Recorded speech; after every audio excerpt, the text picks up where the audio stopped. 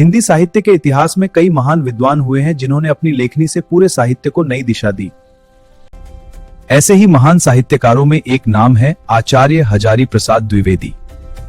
वे हिंदी साहित्य के महान निबंधकार, आलोचक, उपन्यासकार और साहित्य इतिहासकार थे। हाँ, उनकी रचनाएं अद्वितीय हैं। बिल्कुल। आचार्य हजारी प्रसाद द्विवेदी का जन्म 19 अगस्त 1907 को हुआ था।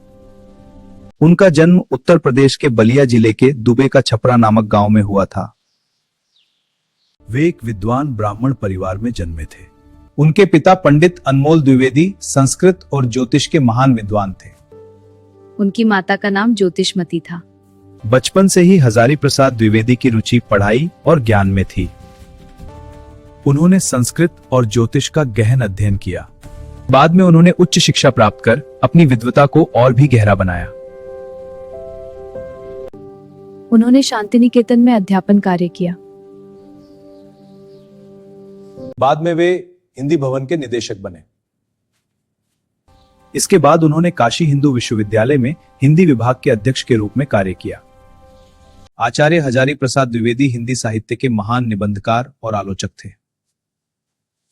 उन्होंने कबीर और मध्यकालीन संत साहित्य पर गहरा शोध किया। उनकी रचनाओं में भारतीय संस्कृति, इतिहास और दर्शन की गहरी झलक मिलती है। बिल्कुल सही, ये ग्रंथ हमारी पहचान है। उनका प्रसिद्ध उपन्यास है बाण भट्ट की आत्मकथा। अनामदास का पोथा उनकी एक महत्वपूर्ण रचना है। चारुचंद्र लेख भी उनकी प्रसिद्ध रचनाओं में से एक है। अशोक के फूल उनका प्रसिद्ध निबंध संग्रह है। कुटज भी उनका एक प्रसिद्ध निबंध संग्रह है।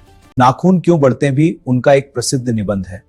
हिंदी साहित्य में उनके महान योगदान के अन्य कई सम्मान मिले। उन्हें पद्म भूषण से भी सम्मानित किया गया।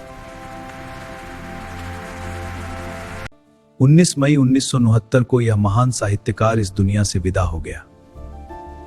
लेकिन उनकी रचनाएं आज भी हमें ज्ञान और प्रेरणा देती हैं।